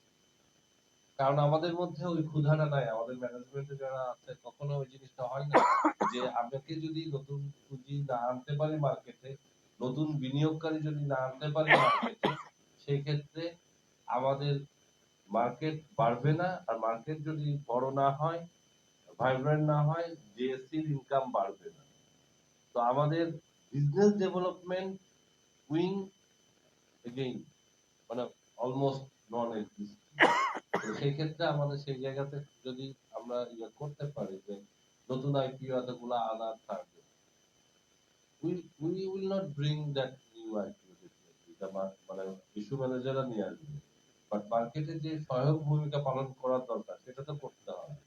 নতুন বন্ড আনতে হবে বা মিউচুয়াল ফান্ডের যেগুলো ফিক্স করতে হবে, we have to go to regulator, government, to the public listed companies, to the issue managers, issuers, investors, to make sure market development এর জায়গায় আমরা একটা বড় ধরনের কেন্দ্রীয় ভূমিকা পালন করি। তো সেটা যদি করতে পারি তাহলে আমাদের ইনকাম লেভেলটা বাড়বে। আর কিছু আছে যেগুলো আমাদের নন অপারেটিং জায়গা। ডিএসসি একটা মানে বাংলাদেশের পরিপ্রেক্ষিতে one of the best infrastructure মানে আমাদের বিল্ডিং এ, তো অনেক স্পেস এখনো মানে ভাড়া হয় না, বা আমাদের ডিএসসি সার্ভার রুমের যে ইনফ্রাস্ট্রাকচার আমরা অনেক বেশি আরো কিছু বাইরের ইয়েকে টেক কোম্পানিকে এখানে হোস্ট করতে পারি সার্ভারকে, সেই প্রপোজালও আছে। বাট আমরা দেখেছি অতীতে কেন জানি আমরা এখানে খুব বেশি যে আগ্রহী হই না। তো এফিসিয়েন্সিটা কখন আসবে যখন আমার কেপিআই গুলো সেট হবে। তো সেই কাজগুলো করলে ডেফিনেটলি এখন মনে হচ্ছে যে আমরা ইয়ার অন ইয়ার 35% প্রফিট 5 বছর দেখানোর কথা বলছি। তো আইপিডিসি তে যখন আমি 2015 সালে নতুন স্ট্র্যাটেজিক প্ল্যান দিলাম যে 570 কোটি টাকা লোন পোর্টফোলিও থেকে 5 বছরের মধ্যে আমরা 10,000 কোটি টাকাতে যাব, তো এভরিবডি ওয়াজ ভেরি স্কেপটিক যে এটা কি করা সম্ভব কিনা। তো আমার টিম থেকে বলছে বস আরেকটু কম দিলে 7,000 কোটিটা মনে হয় হবে। If it is 10,000 crore, even if we do not go there, but still যেখানে আমরা যাব, that will be something bold to achieve, যেটা মার্কেটে কেউ করে না। আমি 5,000 কোটি টাকা দিতে পারি, দিয়ে আমি হয়তো 5,500 কোটি টাকা করলাম, but the gap is, there will be a gap. তো ওই চ্যালেঞ্জটা নেওয়ার পরে যেটা হয়েছে, আমরা কোভিড এর কারণে 2020 সালে গ্রোথটা করতে পারি নাই, তো 16, 17, 18, 19 এর মধ্যে আমরা 7,000 কোটি টাকাতে চলে গেছি। তো দ্যাট হ্যাজ লাইক অ্যারাউন্ড আমাদের 13 গুণ আমরা মানে প্রবৃদ্ধি হয়েছে, এবং আমাদের এনপিএল ইসের আগে কোভিড আগে ওয়াজ লেস দেন 1%। তো লক্ষ্যটাকে যখন আমরা একটু ইয়ে করব, বড় করব, বাট নট সামথিং টোটালি হচ্ছে আনরিয়ালিস্টিক, সেক্ষেত্রে সবার মধ্যে ওই তাড়নাটা সৃষ্টি হয়, ইয়েস সামথিং করা সম্ভব। তো গ্লোবাল বা আমাদের pair market perspective it is not something extraordinary, যে আমি বলছি যে ওকে মার্কেট ভলিউমকে আমাদের ডেইলি ট্রানজাকশন ভলিউমকে আমাদের এই এখন যে 350-400 কোটি চলে এসেছে, এখান থেকে অ্যাটলিস্ট 2,500 কোটি টাকা নিয়ে যাওয়া। 2,500 কোটি টাকা কিন্তু এই মার্কেট দেখেছে। আপনার মার্কেট ক্যাপ টু জিডিপি আমাদের one of the lowest in the world. যে এখন ধরেন যে ইকুইটি শেয়ার যদি ধরি 6.7, তো সেখান থেকে 15% এ নিয়ে যাওয়া আগামী 3 বছর is not something difficult, but there should be a coordinated effort. আর একটা হচ্ছে যে যাই করি না কেন আমরা যে আর্টিফিশিয়ালি না করে সেটা যাতে আমরা মানে ফাইন্যান্স ইজ সামথিং, আপনি কিন্তু ওই ইমোশন দিয়ে বা শর্টকাট মেরে যদি করেন কিছুদিন পরে ওটা তাসের ঘরের মতো পড়ে যাবে। In case we do things grammar ওয়েতে, তার রেজাল্ট আসতে বাধ্য, হয়তো 2 দিন পরে আসতে পারে, 4 দিন পরে আসতে পারে, বা 2 মাস পরে আসতে পারে। That good thing will be reflected in the market. আর আমরা যদি কুইক ফিক্সিং করি, শর্টকাট দিয়ে জনপ্রিয় পপুলিস্ট কিছু কাজ করি, 2 দিনের জন্য ইন্ডেক্স বাড়বে, সবাই বাহবা দিবে, পরবর্তীতে ক্ষতিগ্রস্ত আমাদের রিটেল ইনভেস্টররাই হবে, কারণ এখান থেকে big player will take the money away and মার্কেটটা ক্র্যাশ করবে। So we should make sure the foundation this time is strong. এই জন্য আমরা বলছি যে হয়তো সিকিউরিটিজ এক্সচেঞ্জ কমিশনের উপরে আপনাদের কিছুটা ইয়ে থাকতে পারে, তারা তো মার্কেটের ইন্ডেক্স বাড়ছে না, কি করছে, let them do their work, what they are supposed to do. They are supposed to do, তাদের কাজ হচ্ছে একটা এফিশিয়েন্ট রেগুলেটরি ফ্রেমওয়ার্ক তৈরি করা, যেখানে ফেয়ার প্লে থাকে, অ্যাকাউন্টেবিলিটি থাকে, ট্রান্সপারেন্সি থাকে। Their job is not to make the index up. তো সেইটা আমাদেরকে মানে উপলব্ধি করতে একটু কষ্ট লাগে। আমরা সবাই ইমোশনাল, আমরা সবাই চাই যে মার্কেট দ্রুত লাফিয়ে লাফিয়ে বাড়ুক। আমাদেরকে ওই প্রলোভনের জায়গা থেকে বের হয়ে আসতে হবে। আমরা আসলে যদি কষ্ট না করি, এই মার্কেট ঠিক হবে। তো আমরা যদি বলি যে কেউ একজন বাইরে থেকে এই কাজটা করে ওই কাজটা করে মার্কেটটা ভালো করে দিবে, এই জায়গা থেকে বের হয়ে আসতে হবে। মার্কেটকে মার্কেটের জায়গা থেকে উপরে উঠতে হবে। We have to build the foundation strong so that it doesn't get collapse in a situation, যখন অ্যাডভার্স কোনো macro economic or political situation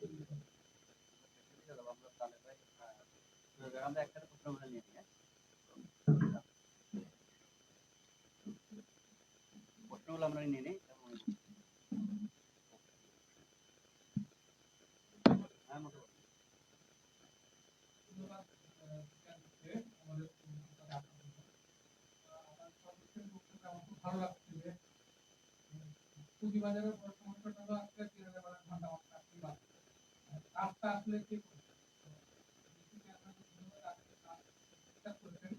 আশা করবো এটা বিএসসির পার্ট হবে, ম্যানেজমেন্ট পার্ট হবে, বোর্ডের পার্ট হবে, এটা একটা আইটি বিষয়। আর দ্বিতীয় প্রস্তাবটা আছে একটা হলো যে বিএসসি আমাদের বিকল্প হিসেবে আমাদের কাছে বিএসসি এর হিসেবে আমাদের কাছে খুবই গুরুত্বপূর্ণ। ইউজ করার ক্ষেত্রে কিছু কিছু সময় আমাদের একটা কমেন্ট দরকার হয় বা বিএসসি বক্তব্য রাখতে হয়, ওই সময় আমরা খুবই একটু বিপদে পড়ে যাই, কারণ ছোট্ট একটা বিষয় হয়তো, কিন্তু কি পয়েন্টে যাদের বক্তব্য দেওয়ার কথা তাকে হয়তো আমি মাঝখানে এক্ষেত্রে যদি কোনো একটা স্পেসিফিক ব্যক্তিকে অ্যাসাইন করা হয় অথবা একজন মুখপাত্রকে যদি দায়িত্ব দেওয়া হয় যে আমরা তার কাছ থেকে এই তথ্যগুলো নেব।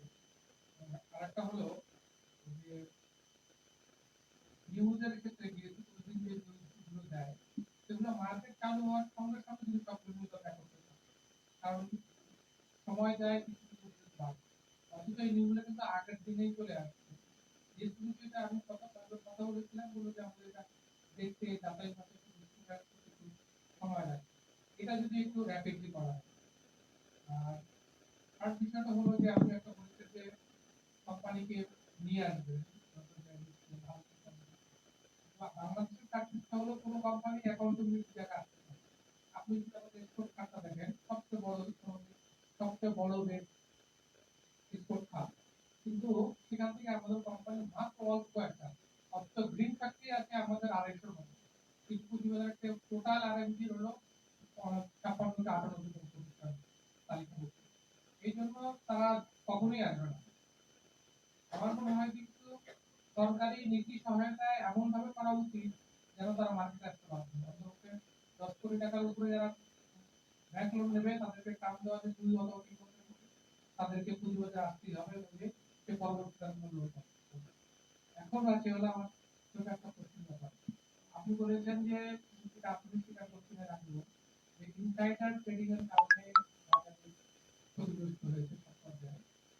সেখানকার বড় একটা প্লেয়ার আমাদের কাছে মনে হচ্ছে ডিএসসি এবং আপনি ডিএসসি বোর্ডে আছেন, সেক্ষেত্রে এই যে সমস্যাগুলো হয়েছে এটা আইডেন্টিফাই করবেন না, এবং এই সমস্যার সঙ্গে যারা জড়িত ডিএসসি এবং ব্রোকারেজ প্রতিষ্ঠান তাদেরকে আমি চিহ্নিত করে দিচ্ছি। এই বাইকটা বাইক আসি পড়ছি বলান না। দেবে দেবে দাঁড়া দাঁড়া আচ্ছা পরে রোজিটা অনেক সুন্দর একটু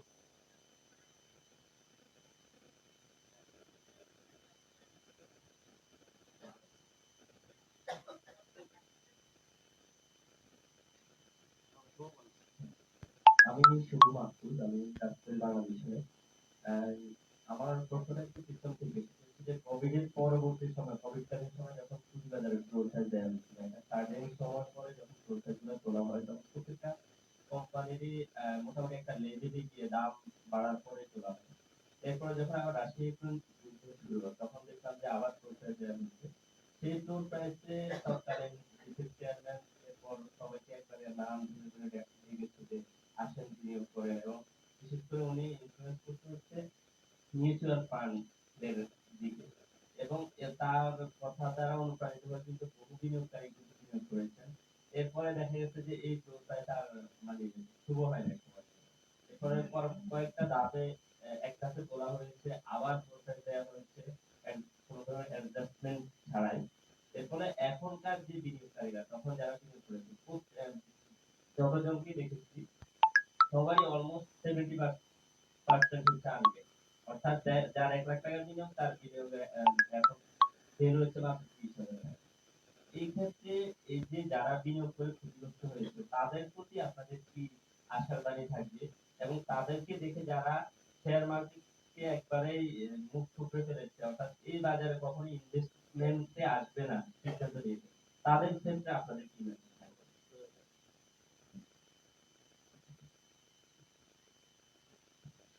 মোহন ভাই, ধন্যবাদ। আমার প্রশ্ন হলো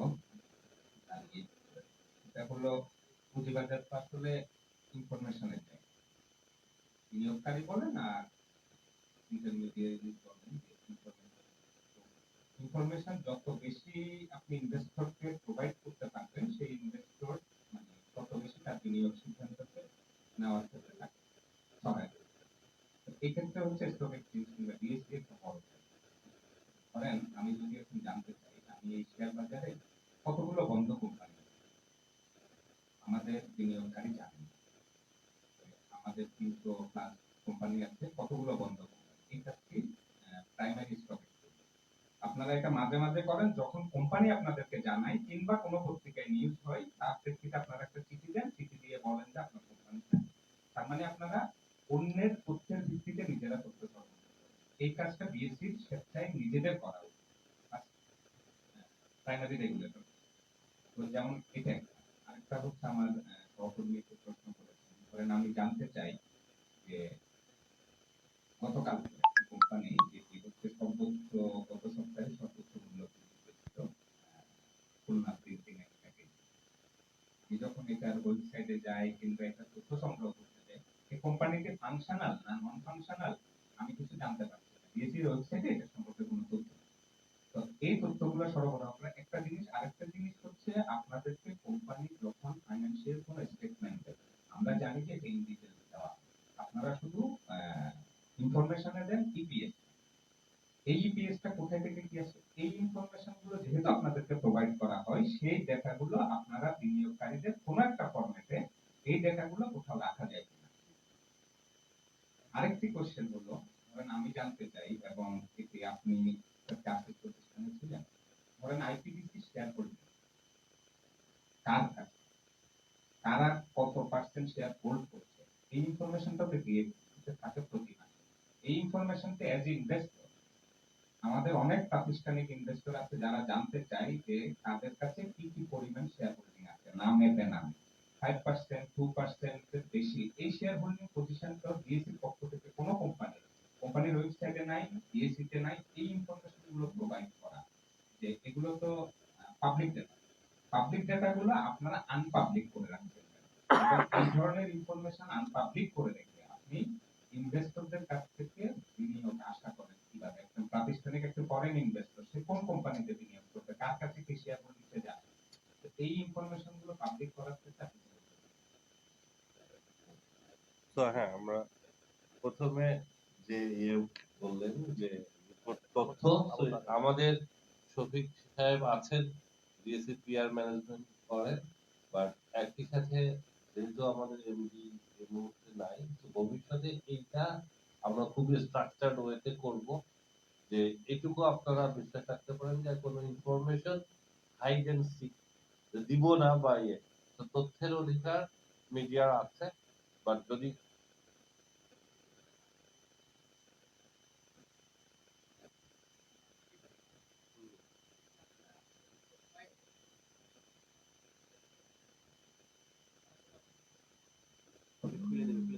আচ্ছা, তো আমি আপনার এর নোটটা নিলাম, আমার জানা ছিল না, so I will get back to you on this. But মানে আমার কোনো নাই যে এটা কেন আসবে না, এটা প্রতি মার্কেটেই তারা তাদের ফরেন ট্রেড কি হয় এটা তারা পাবলিশ করে।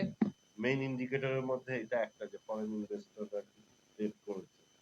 নিউজের বিষয়েও আপনারা যখন যে কোনো নিউজ বা করবেন, আই উইল মেক শিওর যে আমাদের দিক থেকে যে কোনো তথ্য যেগুলো লাগবে সেগুলো আপনাদেরকে দেয়া।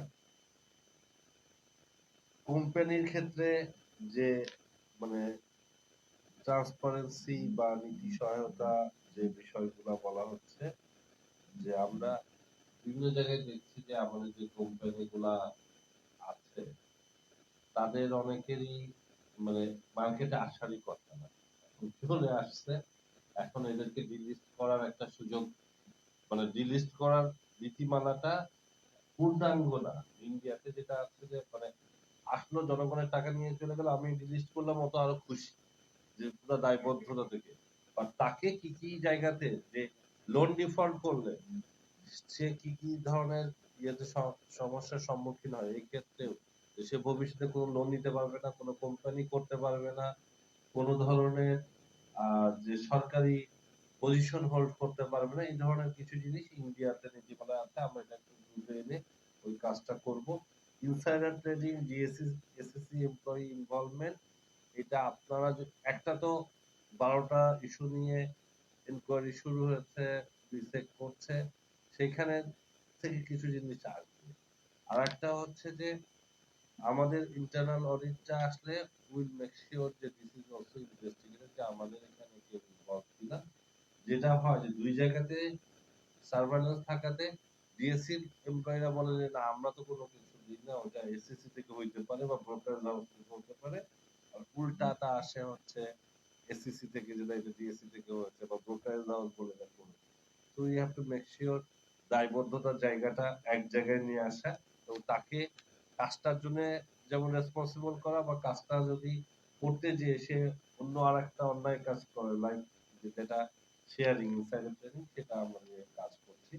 জুন নাগাদ সব রিফর্ম হবে না।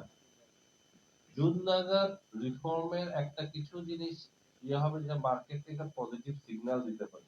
ইট ইজ অলসো সিগন্যালিং যে we are in the right track. তো মানুষ কনফিডেন্সটা কখন পাবে? যখন দেখবে যে সবকিছু হয়ে গেছে, সেটা তো মার্কেট তো তাহলে পারফেক্ট জায়গায় চলে যেত। ট্রান্সফরমেশন সবসময়ই হতে হবে, নতুন সুযোগ আসবে, নতুন চ্যালেঞ্জ আসবে। তো এটা 2 বছর 5 বছর 10 বছর পরেও রিফর্ম হবে, সব মানে ক্রমাগত আমাদের উন্নতি করতে হবে। বাট এইটার যে ধারাবাহিকতা, এটা মানুষকে বোঝানোর যে বিষয়টা আছে, যে এটা যে ভালো, এটা যে কাজ করছে, আই হোপ জুন মাসের মধ্যে সেইখানে একটা অবস্থান তৈরি হবে। আর একটা হচ্ছে ম্যাক্রো ইকোনমিক সিচুয়েশন, এই মুহূর্তে যে আমাদের ইনফ্লেশনের অবস্থা, আমাদের ফরেন এক্সচেঞ্জ রিজার্ভের অবস্থা, আমাদের যে মানে একটা ব্যাংকিং সেক্টরের যে অস্থিরতা, সেখানে আমরা আশা করছি যে কিছুটা স্থিতিশীলতা এবং এসেছে। বাট এখনো আমরা ডিজায়ার্ড অবস্থায় যেতে পারি না, স্পেশালি ইনফ্লেশন এবং হচ্ছে যে ফরেন এক্সচেঞ্জের উপরে যে প্রেশারটা, আমরা দেখছি ইম্পোর্ট এলসি ক্যাপিটাল মেশিনারি গুলো অনেক কমে গেছে। তো বিনিয়োগের, প্রাইভেট সেক্টর বিনিয়োগ, যে আপনারা বলছেন পুঁজিবাজারের বিনিয়োগ, আপনারা রিয়েল ইকোনমির বিনিয়োগ যদি ঠিক না থাকে, তাহলে পুঁজিবাজার তো পুরো মার্কেটের প্রতিচ্ছবি, is the mirror of the real economy. তো সেটাও আমাদের মাথায় রাখতে হবে। So we hope will be in the positive momentum by June. Covid এর পরবর্তী সময় থেকে যেভাবে আপনারা যে বলছিলেন যে বিভিন্ন ঘটনা ঘটেছে, এখন এই ঘটনাগুলা আমাদের বিদেশি বিনিয়োগকারীদের সাথে যখন আমরা বসি, মানে আমাদের লজ্জা পেতে হয় যে আমাদের দেশে আমরা সবাই কি এই ধরনের দেশে, মানে আমাদের বুদ্ধিমত্তা, মানে আমি যে বসেছি আমার বুদ্ধিমত্তা কোন পর্যায়ে, সেটাই প্রশ্নের সম্মুখীন হয়ে যায় যে আমি কোন দেশে আছি, যে দেশে ফ্লোর প্রাইসের মতো এরকম ঘটনা ঘটেছে 2 বছর ধরে, এই জিনিসগুলো। তো ভবিষ্যতে আমরা আশা করছি যে এই ধরনের ঘটনা ঘটবে না, এবং আমি যতটুকু ইন্টারাকশন করছি রেগুলেটরি সংস্থার সাথে, they they have that strong position যে ভবিষ্যতে তারা এইখানে মানে কোন ধরনের আর্টিফিশিয়াল কোনো ব্যারিয়ার আনবে না।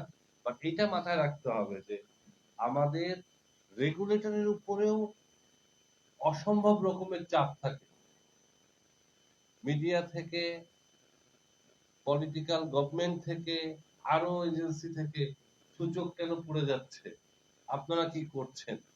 আমাদের কিন্তু ওই জায়গাটাও ঠিক করতে হবে, না হলে ওই রেগুলেটরের এত চাপে রেগুলেটর থেকেই সে তখন ধরে নিবে এটাই তার কেপিআর, সে ওই জিনিসটাই ফিক্স করার জন্য যা দরকার, যদি দরকার হয় যে মার্কেটে একদম নিজে যে হাত দিয়ে ধরে রাখবে সূচক না পড়ে, সেটা করা শুরু করে দেবে।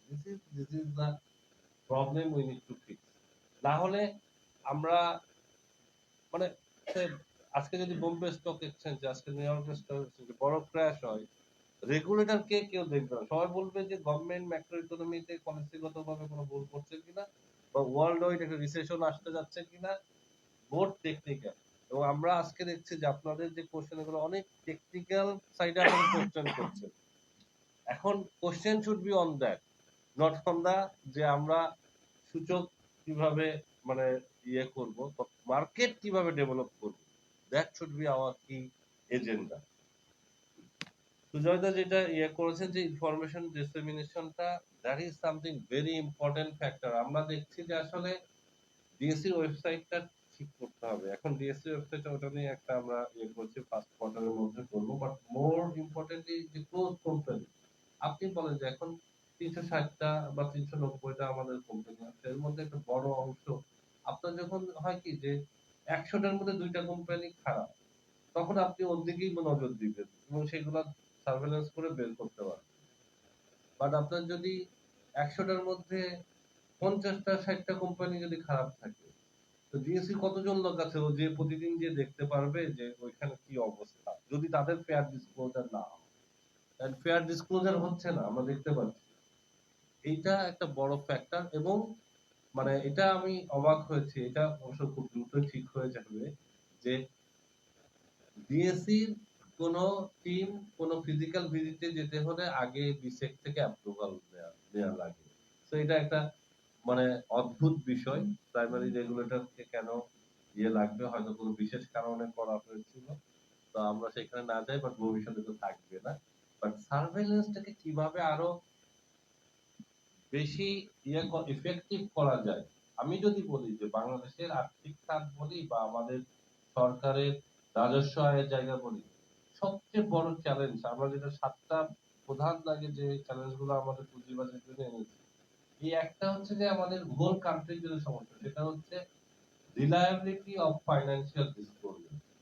তো ফাইন্যান্সিয়াল স্টেটমেন্ট 90% কোম্পানির ক্ষেত্রেই এটা আন্ডারস্টেটেড, আর পুঁজিবাজারে আসার সময় overstated. How do we fix that?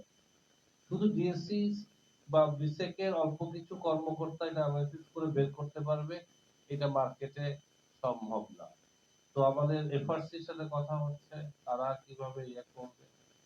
But এইখানে আমরা একটা market based approach at least for the listed company আনতে চাই, যে আমাদের ওয়েবসাইটে আপনি যেটা বললেন সব ইনফরমেশন আপলোড করা, and then we will have the option for public opinion.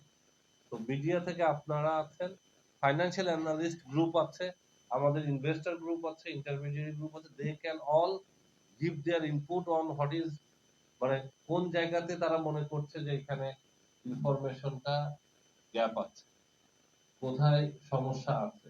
তো আপনার 15 days we will have a public hearing online with the companies MD, CFO, company secretary, যে you give us explanation যে যেগুলা মানে relevant question.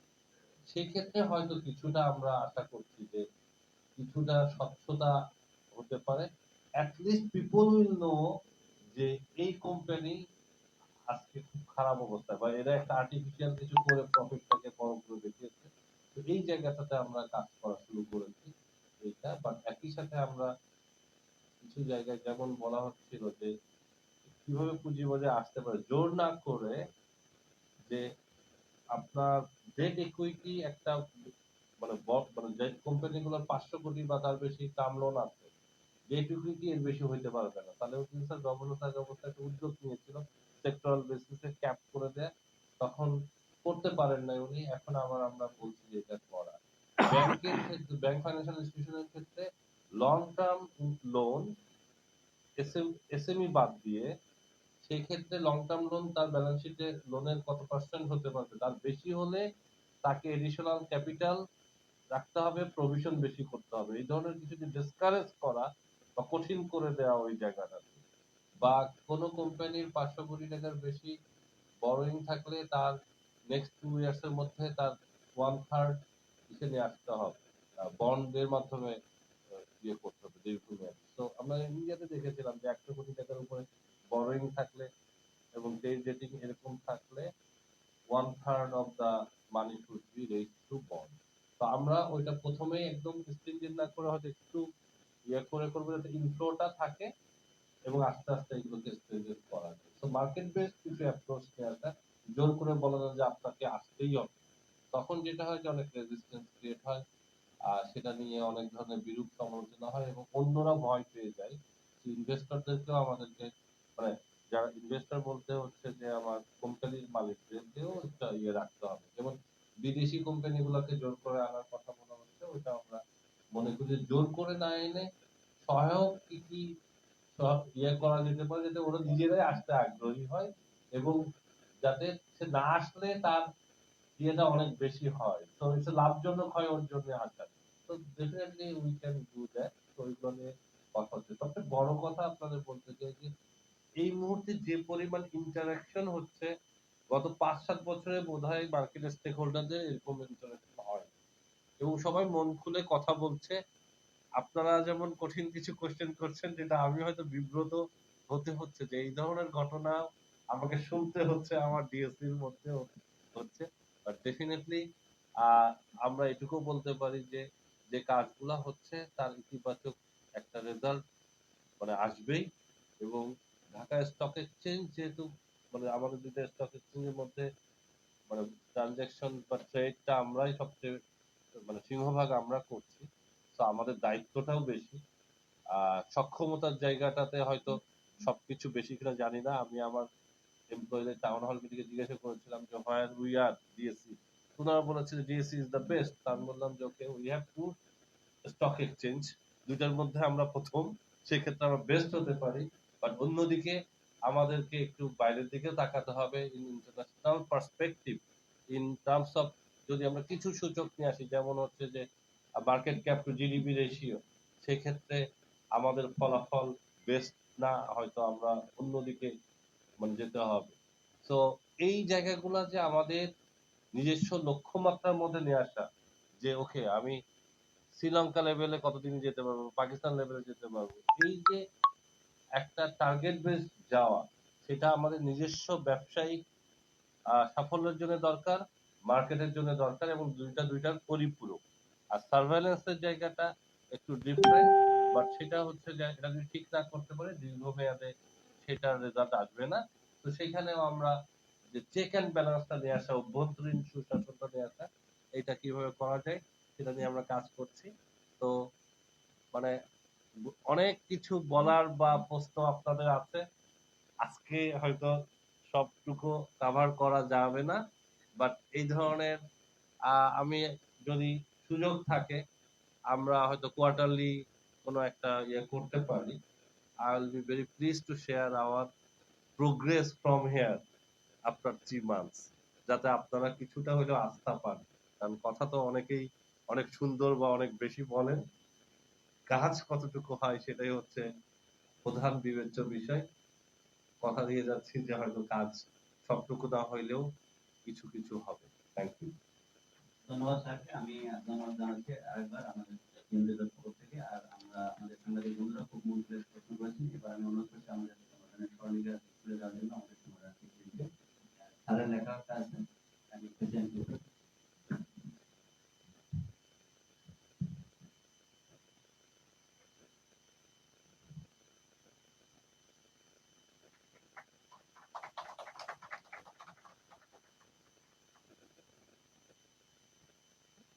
একই সঙ্গে আমাদের সংগঠনের একটি ছবি আমি মডেল করে দিলাম।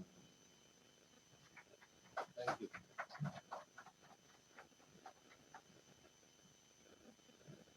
আর সবার জন্য লাঞ্চের ব্যবস্থা আছে, আপনার লাঞ্চ গ্রহণ করবেন।